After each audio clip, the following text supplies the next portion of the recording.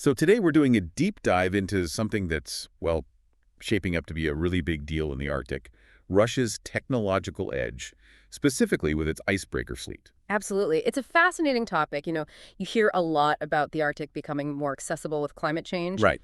but Russia's position here, technologically speaking, is quite striking. We've looked through several articles detailing their capabilities. It really jumps out as this picture of, well, significant strength, maybe even dominance. Definitely dominance. It's not just a random collection of ships either. This is a very deliberate strategic capability they've built up.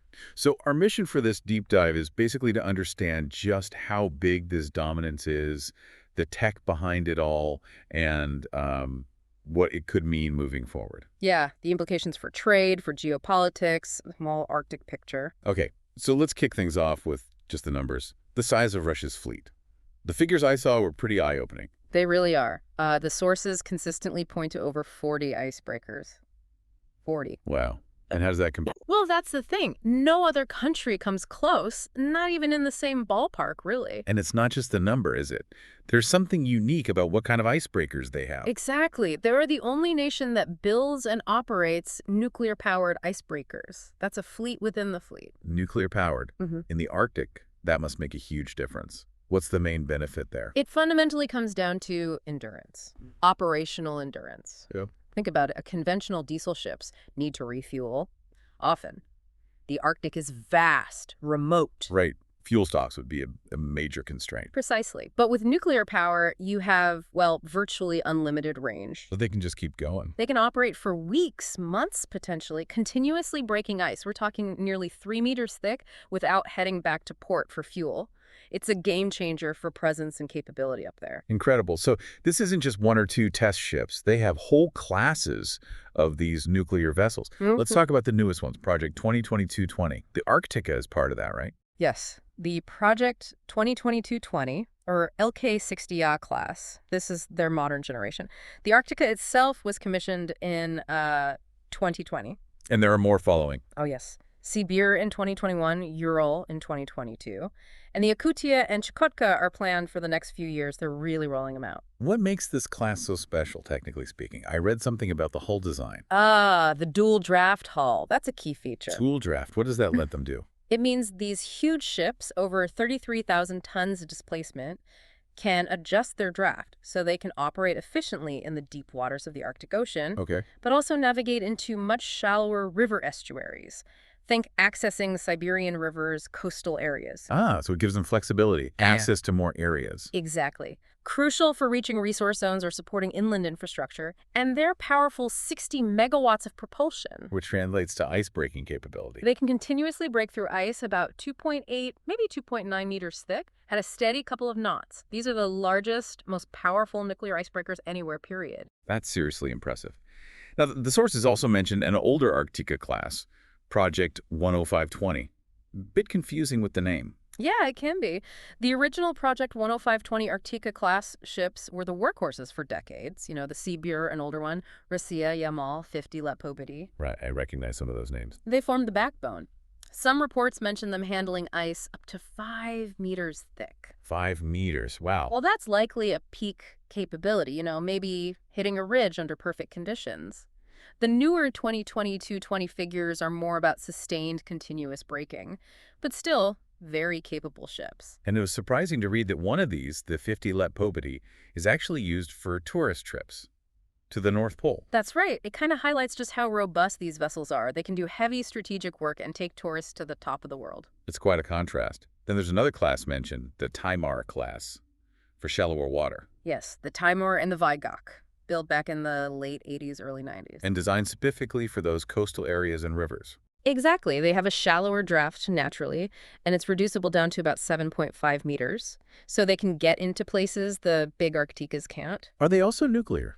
They are, but it's a slightly different setup. They have a nuclear reactor, but also diesel generators for support, powering systems, maybe propulsion assist in some situations. And their ice capability? They can handle up to about 2 meters of ice, really designed for those crucial near-shore and river-mouth operations, connecting the sea route to inland resources, a really vital part of the whole system. So it's a layered capability, different tools for different jobs. Precisely. And beyond just the power source and hull design, there's other advanced tech on board these newer Oh, ships. yes. The Project 2220 uses the RITM 200 reactor design. It's more compact, more efficient than the older reactors. Better power in a smaller package. Essentially, yes. Plus, they're integrating things like autonomous navigation aids, crucial for safety and efficiency in tricky Arctic waters. Makes sense. And onboard environmental monitoring tools, too, which reflects, the growing focus on the Arctic environment itself. So all this tech supports more than just breaking ice. Right. It supports transport, obviously, but also scientific research, search and rescue capabilities, and general patrolling. It's a multi-mission platform. Okay, let's connect this capability to the big strategic goal. The Northern Sea Route, the NSR. Why is this fleet so critical for that? Well, the NSR is potentially a massive shortcut, a shipping route between Europe and Asia that shaves significant time off the Suez Canal route. Saving time means saving money for shipping companies. Huge potential savings. But the catch is the ice. Even with warming, significant parts of the route are icebound for much of the year. So no icebreakers, no reliable NSR. Pretty much. Russia's fleet is the key that unlocks the NSR's potential. They keep the lanes navigable for commercial ships. And it's not just about container ships, right? It's about resources. Absolutely critical for that. Transporting oil, natural gas, think LNG from the Yamal Peninsula minerals, timber, all extracted from Russia's vast Arctic territories. The icebreakers make that possible on a large scale. So huge economic implications. But there's a military dimension too, isn't there? Definitely. You can't separate it. Having this kind of ice-breaking capability inherently bolsters Russia's military posture in the Arctic. So It allows them to reliably resupply their remote military bases, conduct patrols pretty much anywhere, anytime, and generally project power across the region. So it's an assertion of sovereignty. A very clear and tangible assertion of sovereignty and control in a region that's gaining geopolitical importance fast. Okay, so if Russia has this dominant fleet, how do other Arctic players or interested nations stack up? What about the U.S., for example? The comparison is, well, stark. The U.S. currently operates only a couple of heavy diesel-powered icebreakers. The Polar Star is old, the Healy is more medium-duty, the Polar Sea is out of service. And no nuclear ones. No nuclear capability at all. There are efforts underway to build new heavy icebreakers and the polar security cutters, but they're still years away from deployment. Right. What about China? They're increasingly interested in the Arctic. China has 2 diesel icebreakers, the Shulong and the newer Shulong 2. They're primarily focused on research. They have announced plans to build a nuclear icebreaker. But it's just plans for now. Exactly, still in the development phase. So capable ships, but nowhere near Russia's scale or nuclear capability. And maybe Finland, they build icebreakers, right? They do build excellent icebreakers, yes, like the Polaris, which was the first LNG-powered one. Very innovative. Well, primarily for... Primarily for the Baltic Sea. And again, diesel or LNG, not nuclear. So Finland has expertise, but operates in a different context and scale. So bottom line, Russia's lead in both numbers and, crucially, nuclear tech is just massive. Overwhelming, really. There's no other way to put it currently. And it sounds like they fully intend to keep it that way, looking at their future plans. Leader class. That's the next big step. Their stated goal is year-round navigation on the Northern Sea Route by 2035. That's incredibly ambitious. And the leader class is key to that. Absolutely central. They plan to build at least 3 of these Project 10510 leader-class icebreakers. And these are even more powerful. Off the charts powerful. We're talking 120 megawatts of propulsion power. That's double the current Arctica class. Wow. What kind of ice can that break? The projections are for breaking ice over 4 meters thick, continuously. 4 meters? Yeah.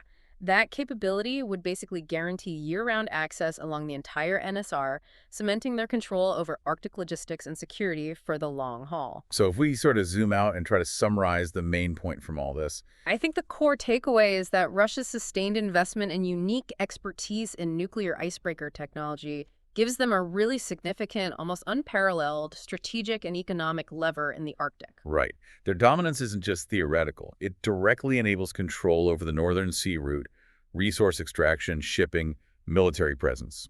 Exactly. It underpins their entire Arctic strategy. Yeah. As the region opens up, that capability becomes more and more influential. It really makes you think. Considering this scale, this ambition, what are the long-term ripple effects going to be? For global trade routes, for accessing resources as the Arctic warms up? That's the big question. And you have to wonder how other nations, the US, Canada, European countries, China, Hmm. how they're watching this and what their long-term responses might be. It definitely sets a dynamic for the future of the region.